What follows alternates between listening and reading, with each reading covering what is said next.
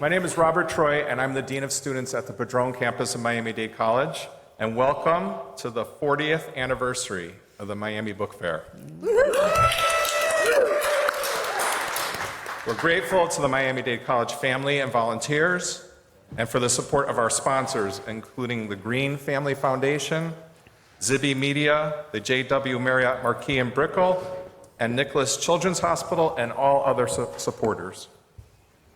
We'd also like to thank our Friends of the Fair members. Friends receive multiple benefits. Please consider joining as a friend or gifting a gift of friend membership to someone. As we celebrate our 40th anniversary, please consider supporting the Miami Book Fair with a contribution to our Next Decade Fund. Visit the Friends of the Fair table or our website for more information.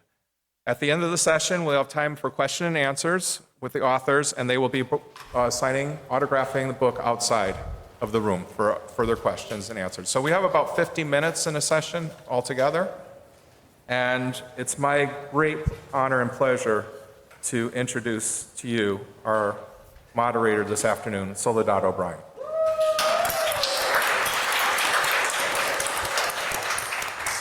Soledad O'Brien is an award-winning documentarian, journalist, speaker, author, and philanthropist who founded Soledad O'Brien Productions, a multi-platform media production company dedicated to telling empowering and authentic stories on a range of social issues. Welcome and thank you. Thank you. Thank you for having us. Welcome to all of you. What a tremendous honor for me to have the opportunity to speak to some of my favorite authors. Happy birthday to Sandra Guzmán today, who is 25 yet again this year. Very exciting. So I'm going to introduce first our panelists to you, and then we'll hop right into our questions. Right to my left is Sandra Guzmán. Her new anthology is called Daughters of Latin America, and there are a bunch of daughters of Latin America up here with us, and so we're going to get into to that today. Elizabeth Acevedo has a new novel out. It's called Family Lore. Elizabeth, nice to have you with us. Esmeralda Santiago has a new novel. It's called Las Madres. Nice to see you. Anjanette Delgado has a new book. It's called Home in Florida. Welcome to my panelists. I'd like to start you out a little bit with the same question, if I may. I'm interested first in sort of when you realize that each of you were, when you were a writer, like really a writer, number one, and then maybe, Sandra, for you, how do you put together, and you have 140 women writers that how do you logistically put together the anthology? And it's divided in a really interesting way. So how did you think about that? For the rest of our panelists, I'm curious, since you contributed, how did you think about what you wanted to contribute to the process, and how was your process on that front? So Sandra, start us off, please. Hi, welcome everybody. I'm so happy to see you, and thank you. Happy birthday to me. Yeah. I love books, so I'm feeling really happy right now, and authors. So thank you, Soledad, for being here. My pleasure. So first of all, I have 2 boys. I've always wanted to have daughters, and now I have 140 daughters. And they are from all of the different regions of Latin America and the Caribbean, and some live in Europe and some live in Africa, and they speak many, many languages. They write in multiple languages. And when I began editing this anthology, I wanted to reflect what was on the ground. Carmen Bollosa is a great Mexican poet who said, with this anthology, what I've created was a borderless country of matriarchs. And that makes me so happy, because when I think of Latin America, I think of the mosaic that we are. We're the most multilingual, multi-ethnic, multiracial, multicultural space on the planet. And so the daughters needed to represent that. And so there's a sister anthology called New Daughters of Latin America, New Daughters of Africa. And in this sister anthology, Margaret Busby was able to include 210 women of African descent in 900 pages. I only got 500 pages. And I wanted to include 210 women. Volume 2 is on its way. And so how what was the selection process? The selection process, I made a massive list. The beautiful news is that there should be 1,000 of these anthologies because there are many, many, many, many, many more brilliant voices that are not in this anthology. The women of Latin America are living a renaissance of the word, and it's really beautiful to experience it. And we have been living a renaissance of the word for a really long time. How did I choose them? I made a master list of the authors who have meant the world to me, but something magical happened along the way. One writer would recommend another writer. Another writer would recommend another. For instance, Carolina de Robertis is a West Coast writer, and she said, but do you know Uruguay's Virginia Brindis de Salas, the first Black woman to be published in South America? And I was like, what? I don't know her. And so all of these writers kept sending me into these beautiful vortexes of beauty and magic. And so I had now 140 texts. And what do I do? How do I organize? How am I going to do this that makes sense? And honestly, I thought anthologies in alphabetical order are really boring. And by birthday is also kind of like, nah. And then by country, I wasn't intrigued because I wanted something to feel porous. And I felt like we have always been in conversation with our ancestors. The ancestors are all over this place, right? So I wanted this to feel seamless. And I've been returning to my motherland in the last 10 years. And somebody said to me, do you know the language of the moon? And then it hit me that we are the language of the moon. Women are the language of the moon. And that's kind of like how it happened. Can I read a little something? I would love for everyone on the panel to read a little bit, please. Yeah, Okay. go ahead. Yeah. And now or later? Yes, no, right now is great. I wanted to read this. I started the anthology with a series of prayers and chants. And the first chant is by an indigenous woman. Her name is Maria Sabina. And she did not read or write in her indigenous language, and yet she was one of the greatest 20th century poets in Latin America. She has never received the acclaim, and I suspect it's because she was a poor indigenous woman who did not read or write, and so she wasn't esteemed in the literary world. And so what this book does is creates a new canon for us. And so Maria Sabina starts us off. But I want to read the second prayer, which came from Gloria Ansaldúa, and she's an ancestor. And it's called A Writer's Prayer. Let me enter the writing without resistance and toil in the muck of chaos. Out of disorder, let me bring order and something new into existence. Let me touch the bodies of others and move their souls. And so what this anthology does, I hope, is move your soul. It's a fantastic way to start. Thank you. So Elizabeth, talk a little bit about your contribution, and then I would love for you and everybody to read to us as well. Okay. Thank you.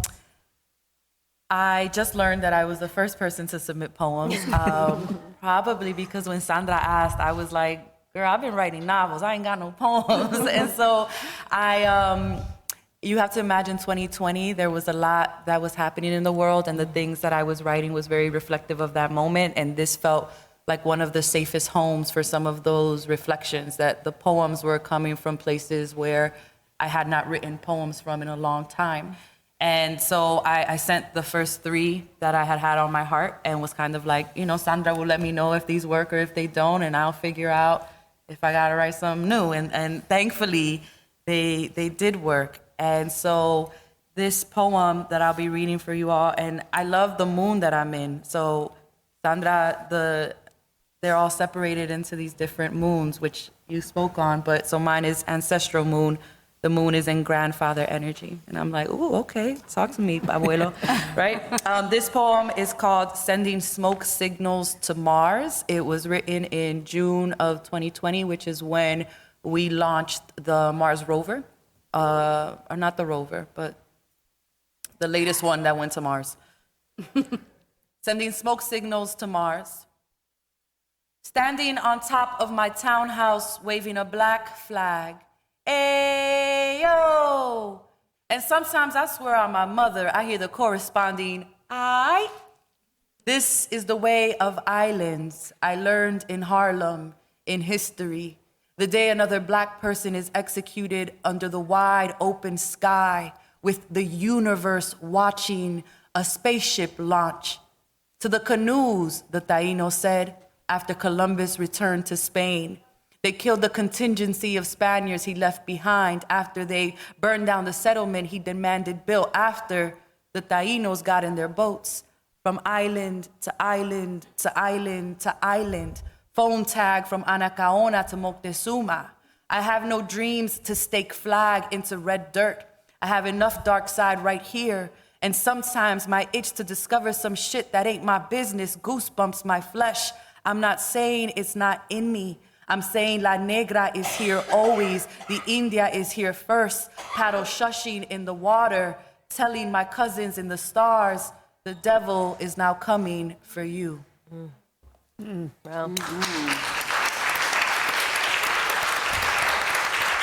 I mean, come on. When I read that, I was like, okay.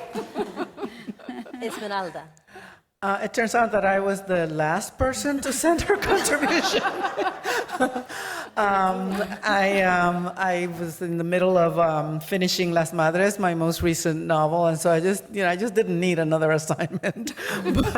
but she insisted. We're good friends. We've known each other for a long time, and one morning I just woke up and wrote a poem. Now, I am a novelist and a memoirist. I am not a poet, so I'm embarrassed to be in front of poets. But I also have kind of a dark vision of life these days, maybe because I'm probably the eldest person in this room, in this panel. And so I think a lot about life and what's happening towards the end of it. So this is where this poem came from, I think. I could not tell you where it came from, except that maybe it tells you why. The poem is called Mi Sangre. I leave my blood in strange places. In Macung, rusty barbs on a wire fence scraped across my arms and legs, but couldn't keep me from ripe guavas. I left blood on the jagged edge of a can discarded in Luquillo Beach.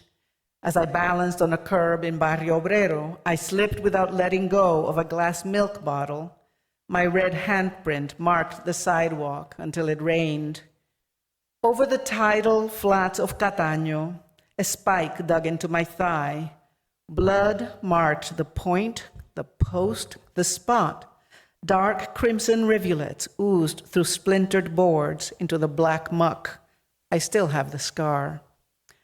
I first bled on my panties in Williamsburg and left my bloody hymen in Hell's Kitchen.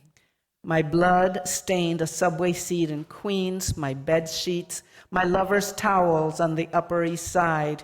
It swirled down the drain in Boston, where I delivered my babies. I've left my blood in 49 states, 27 countries, on 5 continents. These days, my blood fills test tubes and spreads across specimen slides. I bleed to delayed death, a sanguine stream to unutterable regions, while my defiant blood pulses in the strangest place of all, my children's veins.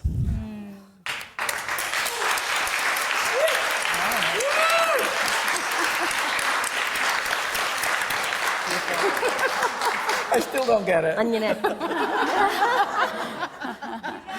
I don't know where it came from. I have no idea. She's the one who's supposedly not a poet. Right. And I have to follow her. Thank you. Thanks, Soledad. Yeah. So when Move your seat if you want to move it. when Sandra called to invite me to this anthology, I had 2 words. Who, me? But I knew what the project was, and I believed in it so very much, and I knew the vision that Sandra had for it, and I wanted to give her something true. And so for a long time, I had been writing, afraid to write dark things. My things were light, they were about love and,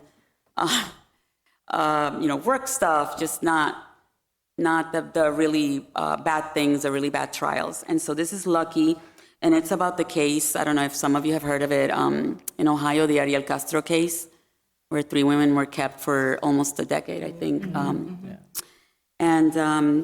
Yeah, so this is it. We are lucky, people say, when we emerge wrapped in decade-old dusk, our eyes squinting in pain, our pale skins raw in secret places we dare not look. Paramedics offer us food and water. Police drop blankets in front of us, their expressions stern, suspicious. Other people appear without identifiers on their clothing, each one a stranger to the 3 of us. They take our blood pressure, listen to our chests, and ask if we are pregnant or could possibly be pregnant. We could be. Of course we could be. Well, we can't speak or even nod. Instead, we look at our bodies, learn the devastating truth. We are separate. Not one girl, not 3 sides of the same taken slave, the other 2 always there to keep the one who just collapsed alive. That illusion is gone. What we are, 3 Eves, searching memory for the we in which we lived all the life we could remember. The questions continue, but how can we answer? We only know that Mina's dirty dark hair graces her waist in clumps, and we should figure out a way to cut it, even though we have forgotten the feel of scissors, of kitchen knives, of glass. We know Emily is glad for the blanket hiding the small breasts he bit purple just that dawn, the pants in which she peed the pain and did not have a chance to change when police commanded us to come out. And we know just how petrified we are because Abby's whole face darts to the right, again and again and again and again and again. But that's all we know, all we have. Everything else, even our voices, is still down in the room hidden from view, below the basement of the house in Hanging Rock, outside the trapdoor where he placed our food, on the floor where he chained and choked us when we were defiant. Now a police officer drags him out of the house and handcuffs him. He's just a few feet away and spume escapes his mouth as he twists himself into a piece of rope to look at us one last time, blaming us, we know, for being found. I'll leave it there. Thank you. Wow.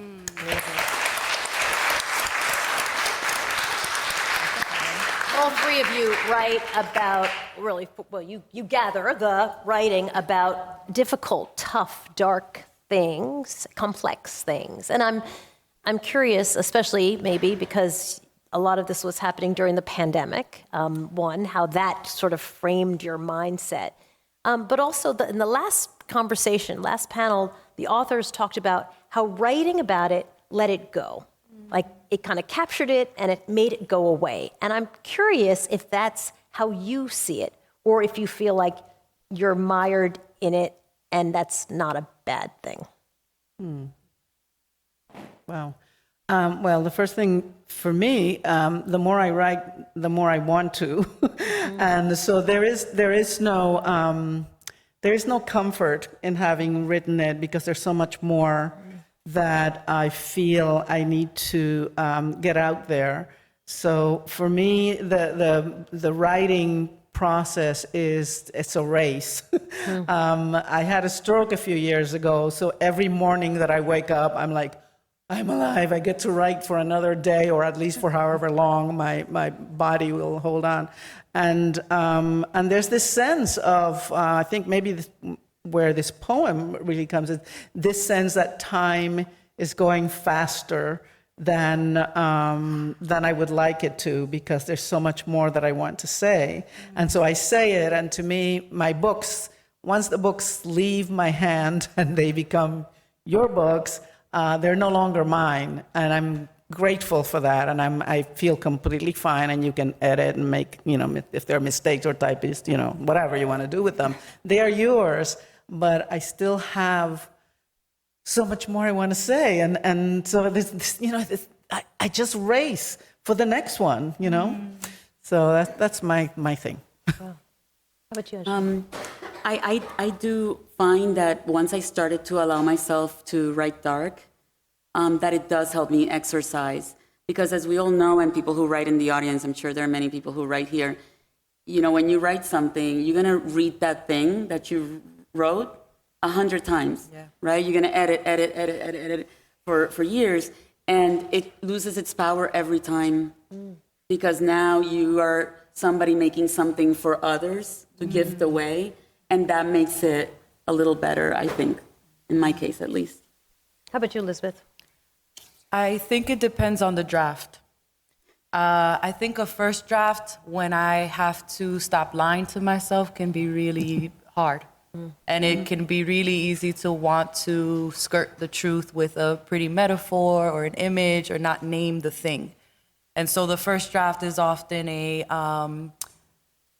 if we're talking about specifically a dark poem or something that's dealing with something heavy, it's not about pretty, it's not about is the audience going to love this? Is that going to be the line people quote? It's just, am I saying the thing? And often that is the hardest moment to face, right? Am I still trying to protect myself from putting language to what needs to be said? I think that after that's done, and then it's art making, and it's shaping and crafting, déjame ponerlo bonito, right? Like, let me put a bow on it. Then it's a doll. Then it's something you're making that you give away, and you can kind of say, I made something from that thing that was hard to look at.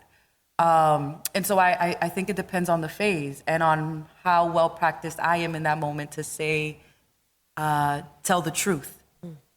And once you tell the truth, you go through it, and you're on that other side of now edit the truth. And so it's different for me depending on what part of the process I'm in. But is it like, I'm sorry, but it's like once you get it down, you control it, and then it's no longer, I think the catharsis is in that, I think, that you get it out there, and then it's a story that you can actually move around and build on it or erase the parts of it. And I think that's so wonderful about it, especially when we're drinking. Maybe I just need a margarita right now. This is taking this interview in a whole different direction than I thought it was going to go. I think especially when we're writing dark things and hard things, I think there is a process in which you grab it.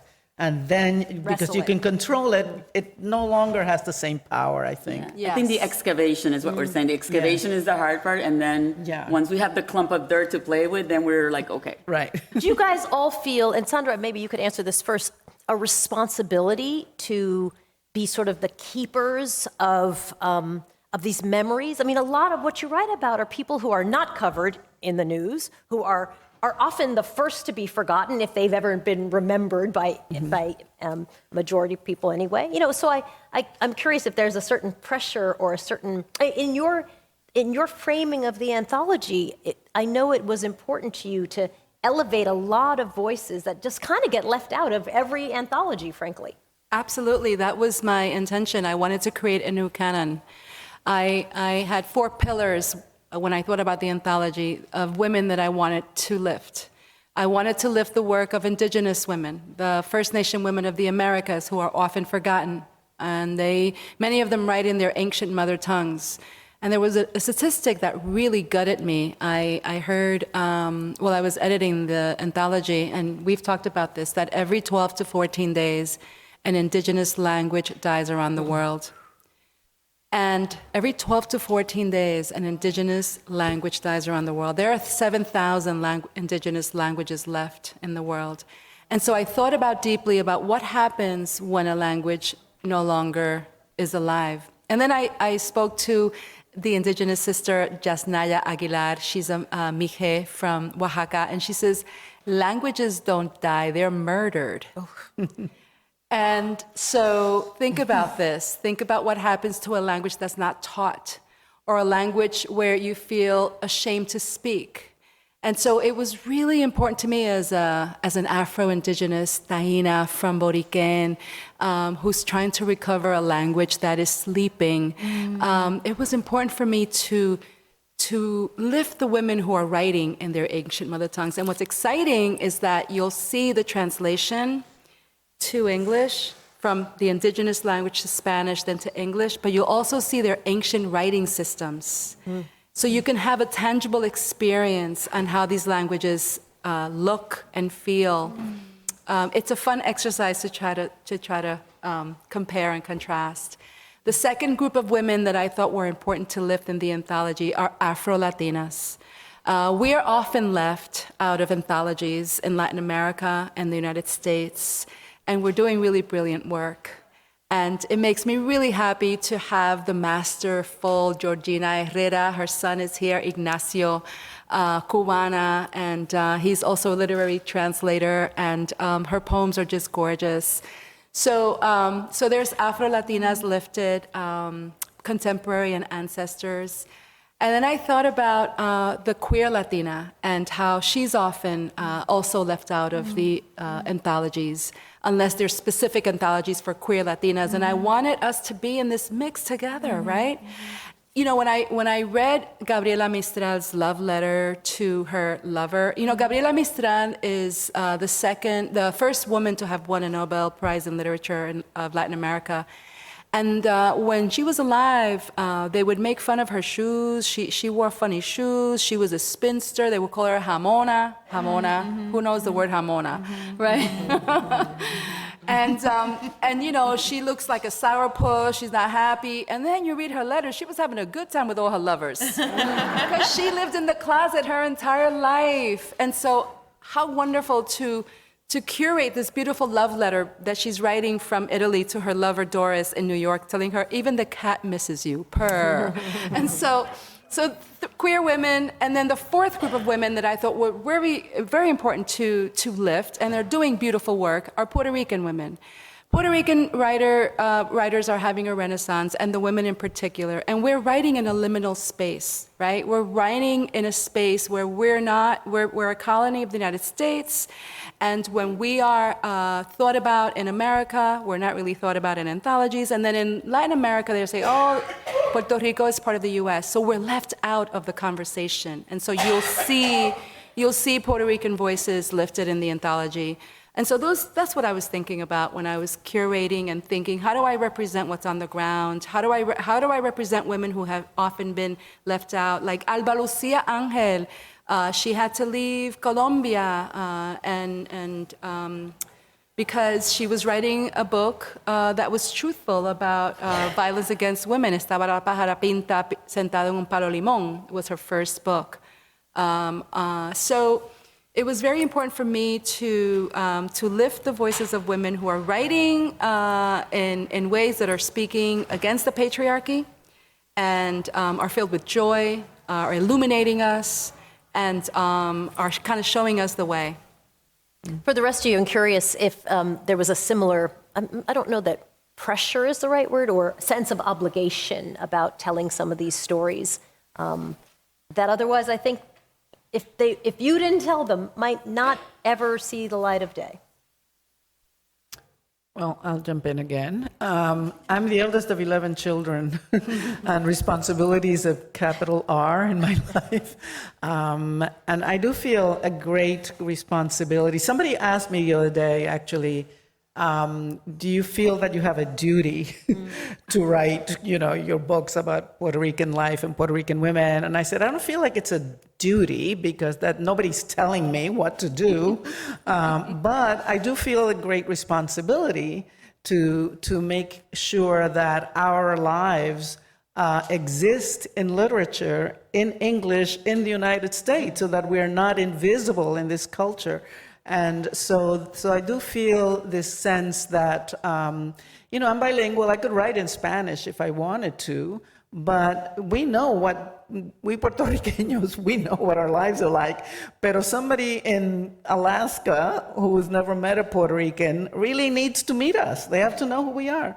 And so I do feel this, it's not a weight. It actually feels like it's an honor to be able to speak about our island, our archipelago, our people, and our women, and the struggles and joys and sorrows that everyone experiences, but we have been left out of the literature in the United States. And so, yeah, ahí me meto. I used to say that I didn't want my mother's stories to die with her, which is why I was writing so much. I didn't grow up with like fairy tales, but my mother would tell me about the Dominican Republic, and she had the most fantastical tales, so it was like equivalent as like, all the other stories that maybe kids were having read to them. But recently my mom is like, I think I'm gonna write a book. right? So she's like, you didn't put this, and this that I told you in your book, right? Because I'm gonna put it in my book. And I'm like, well, girl, I did, but it sounds like, you know, and then she's like, oh, your tia's also thinking of writing a book. Can you talk to your agent? And I'm like, what? So I think that maybe I did a disservice by thinking, just because I am the first artist and writer in my family, that I'm the only artist and writer in my family. And once that door opened and there was a pathway, they're like, oh, we're all writers and storytellers. And so I think that now it's less of feeling like I'm carrying her story and more tapping into, all right, what are the stories beyond?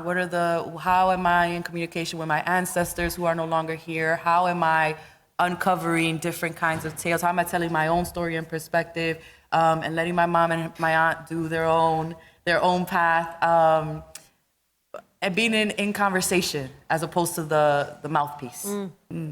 Yeah. So I feel it more, I think, when I'm writing about another culture, then that word responsibility sort of comes in, because I do feel that if you are writing about what you don't know as well, you should be respectful, and I try to do that. But for my own work, and because there are so many wonderful writers already kind of carrying the responsibility, I tend to do the opposite. I tend to not think about anything. I think it's because I have so many students that are tying themselves up in knots with their books, and if there are writers in the audience, because I have to do this, and I also have to do that. And it's like, I don't want you to educate, I don't want you to inform, I don't want you to exhort, convince, none of that. I just write a story. Write a true story, write the best story you can for the reader, para que no se sienta solo, that's the thing. And then, you know, maybe the other stuff happens, but it happens as a byproduct. I always very much connected to the idea of, I mean, because many of you talk about like sort of like how to be a Latina. And I think for people who, like my mother was Cuban, and I grew up having no Cubans in my life outside of my mother, right? So if people would say, so what does it mean to be Cuban? Like, I mean, I can name some foods, but I have no idea. You can't go. My mother certainly is not going back. And I mean, it was just such a hard, and I really found through reading, like you could figure out a culture that you had zero access to. And certainly for my mother, it was very painful, right? So she had zero interest in telling any stories about her life in Cuba, just wasn't going to do it. And so I think this idea of like helping people understand what it means to be a Latina was very, I know a lot of your work, Esmeralda, was like that, just kind of helpful, I think, to people who are trying to figure it out. Acculturation, right? Like where do you fit in a world that you really don't fit in a lot of places? Yeah. I mean, I think that the best literature teaches about people, and it tells you about people in time, in a particular historical time, in a particular place, and so I you know, that's what I feel in when I write, or the stories that I want to tell are very specific to a place. And because I'm an elder, also tied to a time, because I think in the case of Puerto Rico, of course, you know, it's changing so quickly from the time that I was a little kid with no electricity, no running water, that until Hurricane Maria, people had not experienced for a long time. You know, I think that is part of our history, and it's a part that should not be forgotten. And I think it's a part that has shaped us. So I think the past, even though we might not have experienced it, it still shaped us today. And that's where I feel that these kinds of stories are particularly necessary and important, because time, you know, things are happening so quickly that a lot of these things, like languages, are disappearing.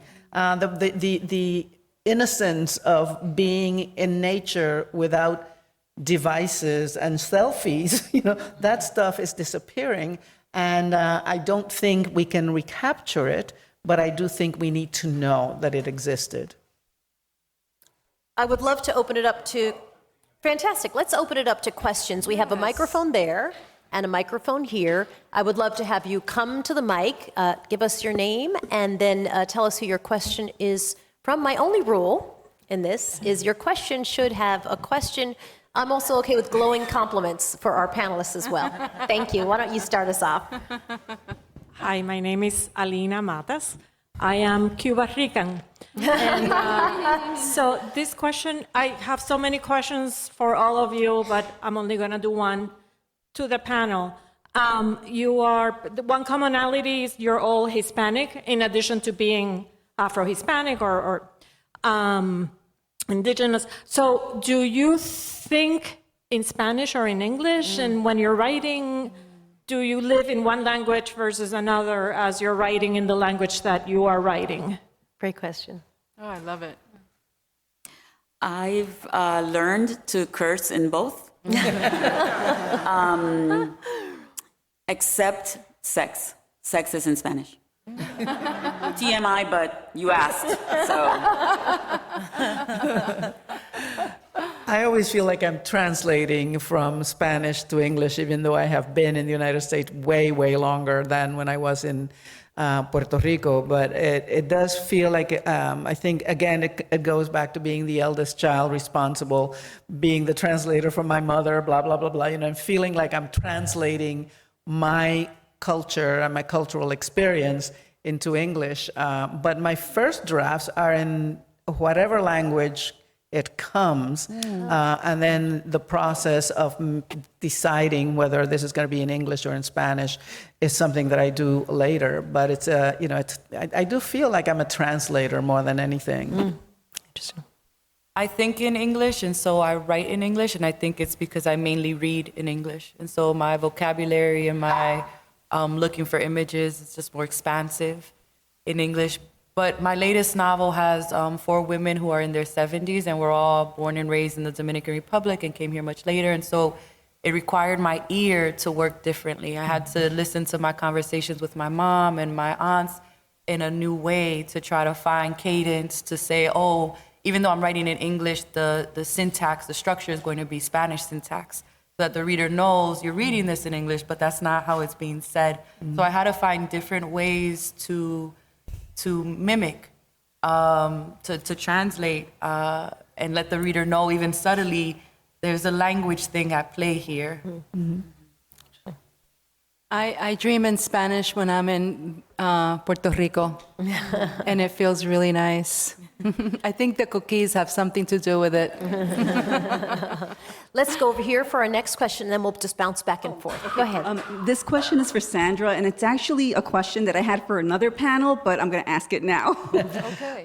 With so many women in this book from Latin America, so we're women, Latin American, I don't know if they all live in this country, but nonetheless, is there a recurrent theme in the anthology? Oh, that's a great question. So one of the things I did not do is to have a theme, other than the fact that we're daughters from this region. And I had the contributors contribute what they wanted. The ancestors that are in the anthology, I was very specific in finding pieces. And I think that there are multiple themes. Land is the ancestor. The ancestors are there. Motherhood. There's love and erotica. There's the beauty of just being a woman and what it means, an exploration through the different themes. Thank you. Yeah. But Sandra, also Yes, there was darling. something that I wanted to point out is that we. In some of our discussions, you know, that Latin America isn't a Spanish-speaking country. Oh, yes. Go ahead. It is a hemisphere of Yes. people who speak, and that's where the indigenous languages, of course, and you have Marisa Conde and writers who are in this hemisphere who are not necessarily Spanish speakers. Right. Thank you for clarifying that. So this is a post-colonial anthology. And what that means is that the definition of Latin America is not this definition that it's only a Spanish-speaking nation. So there are women from Guyana, there are women from the Caribbean who write in French and who write in other languages than Spanish or English and indigenous languages. Thank you. What you must know is that Esmeralda is the fairy godmother of this anthology. She opened so many doors for me, and I would bounce ideas, and she just kept encouraging me to keep going. She was like, girl, you have a deadline, you better hurry up. And I could not have done it without her elderly and wisdom and literary wisdom. So I always publicly thank her when we're in private and in public. Thank you for that Thank you. question. Thank you, Donna. Right over here, go ahead. Shout out to the Living Libraries. I feel so lucky. My question is for Elizabeth, but I do feel very much like I'm sitting at the seat and my hair is getting done and all of this wisdom is spilling, so thank you for that. I had questions so I read your latest novel. I could not help but to write questions to you as I was reading it. And so I have two really small questions. One is, the music is its own supporting character in your novel. How does it make itself known to you? Because it's nice. And my second one is, this book is such a great exploration of varying degrees of pleasure across the board. Yes. How does your own pleasure practice inform your writing? And of course, I'll end with Free Palestine. Great questions. Thank you so much. Music to start with. Yeah, I think that music plays in two ways. I feel like music is a marker, and so you'll see that the different women will call out, El Gran Combo, and then someone else is talking about Ja Rule, and it's like, here's the era that they're in. But although I'm writing fiction, I still write with the ear of a poet, and I edit as a poet. And so I'll record and then listen and edit based off of rhythm and music. And actually, I think we need one more word in that sentence to really make it feel rounded, or the sentences have been long. I think I need a short sentence to just startle the reader, that to shock them, right? And so I still edit as a poet. And so I think that might be sometimes when people say it's lyrical or it's musical, it's that I'm using a lot of the things I've learned from writing poems, that I just use it when writing prose. In terms of my own pleasure practice, which I've never talked about in public, so I'm Do tell us, Elizabeth. Just go ahead. Don't worry about any cameras here. No, but I think that this is talking about, when I was talking about truth and having to look at something, I realized that I grew up with a lot of denial of pleasure as a way to show you were a strong woman. And I watched my mom uphold sacrifice as a way to say, this makes me better. Versus there are moments when no, I can't do that for you because I have to go do for me. And so I think the novel Family Lore is really thinking about how each of those women in varying states of their lives are experiencing pleasure, whether that's sexual pleasure, whether that's pleasure through food, pleasure through dancing and owning their bodies, right? I had to think of every single character, where is the joy and just delight, and how do they find that? And I think writing that then taught me to begin trying to do it in my own day. I'm not great at taking pleasure.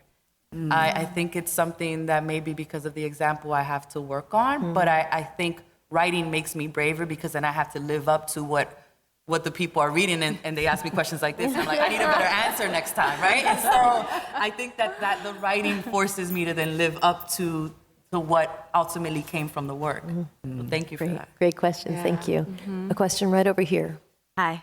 First of all, I have to say thank you. I'll probably cry. You three saw me crying all through your panel earlier.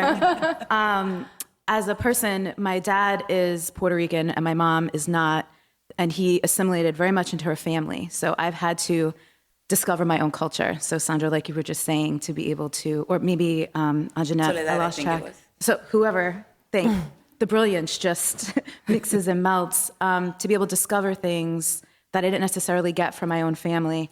But you've all inspired me to go, because I visit Puerto Rico regularly, and interview my tia, my dad's cousins, my abuelita who's still with us, thank God. And so my question is to jump off of something Elizabeth actually said in the panel earlier, but you've all mentioned, how have you gone about figuring out or feeling into the questions that you either ask yourselves or others as you're wanting to lift the culture and bring it, and whether it's to share with people like Esmeralda, you were saying, so people know who we are, but also so we get to know who we are and have those experiences in your books.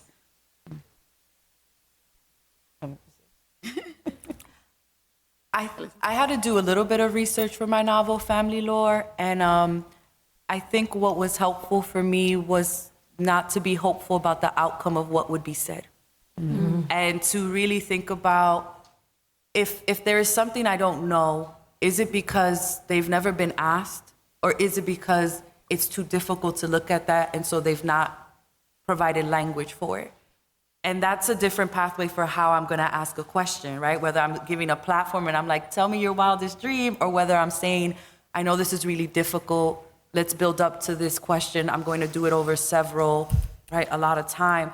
But I think removing my desire for what I hope they will say, or having it be even uplifting, or having it be inspirational, and maybe like, I might just get a really ugly answer. I might just see a part of this person, and it's not my job to argue in this moment. This isn't Thanksgiving dinner, we're not talking, it's just to accept that that is the truth as they know it. And if my project is to give them space to tell the truth, then I am just a recorder, right? I'm not making anything out of this yet. And I think that freedom of time and again asking a question and then just letting it happen without giving an opinion, and just like, thank you so much for sharing that with me. I appreciate your bravery and like having this moment with me, I think allows folks to be more vulnerable, and they're gonna tell you what they want you to know, that you may not know is where they were gonna end up. And so at least with oral storytelling, those are some of the things that I've tried to lean into, of removing myself from the storytelling and the landscape.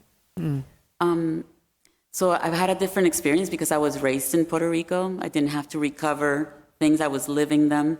And I actually left Puerto Rico, I say I'm sexiled, because gender violence exiled me, right? And so when I left, I didn't want to go back. I was afraid to go back. I was afraid of so many things. And when I tried to interview my mother, I found that a huge secret that I wish I hadn't. And that's sort of, so for me, the way that I've begun to show up and honor myself, my family, right where I come from, is by forgiving my mother. Forgiving my mother has been the thing from which everything else, and it has allowed me to recover my country. I want to say I recently, just 4 months ago, went back and spent some time, and for the first time, I was not afraid. And when I was on the plane and people clap, you know how we clap. Yes, I know. Whenever they clap, it's Puerto Ricans clapping. But It's nobody claps when I landed in know. Miami. Nobody clapped in Miami. And when I got there, my heart was pounding with excitement and joy. And I was like, oh, I'm healing. I'm healing. So that's the way for me. That's nice. I come from a long line of storytellers. The best poets I ever met were in my kitchen, my living room. And so there's a great oral literary tradition in our families. And I feel very blessed to have experienced the oral histories. And I'm really happy for you that you're going to go back and search for those stories, because they will, I don't much like the word heal, but you will connect in a different way to yourself as you remember these stories. Great, thank you for the question. you. And we have one last question. Hi. Hello. I'm like jittery with excitement right now. So sorry if I forget what I'm supposed to say. I do that a lot. My question is for Miss Elizabeth. So I'm in college right now for English for creative writing, and I know that you also went to school in the States for writing as well. I was wondering, because I know writing through the lens of like Latin American literature and your Latin heritage is different from, you know, a lot of what they immerse us in schools, especially with American literature. Like you mentioned syntax before, very American English syntax. Like, I wanted to know how you brought your culture into your studies so that it was more immersive to the things that you know you wanted to write, and how you led that. Great question, thank you. What's your name? Amaya. Hi, Amaya. Thank you for that question. I come from hip hop, right? I wanted to be a rapper. And so when I went to college, like in many ways, I wasn't supposed to be at the university that I was at. And I was often the only, right, in my creative writing courses. And I think because I felt like such an outsider, I was okay being very unapologetic. Because like, I'm going to stand out anyway. I'm not going to like sound like y'all. I don't come from the backgrounds y'all come from. And so like, I'm not even going to try. And I knew from that point, like, oh, y'all just might not be my audience. Like, I'm here, someone is paying for me to be here. I'm going to take every course I need to take, and I'm going to, like, juice that joint, right? And so I would go in, like, I am as deserving to, like, have this attention and have this workshop and do this thing as anyone else. And most of the time when I was in those spaces, the other people weren't serious writers, right? They wanted an easy credit. They were really business majors, that and the third. I'm like, no, I'm really here because I want to tell stories. And so for me, I was very dismissive of like what my project was clear and what their project was their business. And so, and I think that it's that kind of single-mindedness of, do you show up for me in my work? Are you a good reader of my work? If you're not my audience, you're not my audience, and I am focused on bringing in the literature that supports me, on bringing in the poems that help my work, on saying this is the framework I'm working from. And so I think you bring your canon, and you don't worry about what they're working from. You say, I am in my canon. And so I'm unafraid of what critique I might get. If it's helpful, great. And if it's not, I reaffirm myself with the writers who I'm in lineage with, in conversation with, and I let myself know I am worthy of being in this space and writing this story. Thank you. Yes. With this anthology. I don't know how to end on that, but we do. I mean, that's incredible. Thank you so very, very much. Yes. I just have to say one thing. I don't have a question, but I just wanted to say thank you. Because as a Latina woman, I feel very proud that you have inspired me today for my roots. So thank you. Oh, yes! This is my best panel ever. My entire life. Thank you to my panelists, of course. Really appreciate it. And thanks for all your amazing wisdom and words and for a fantastic anthology. And thanks you guys for joining us as well. Appreciate it. Thank you, Soledad. Thank you, Soledad.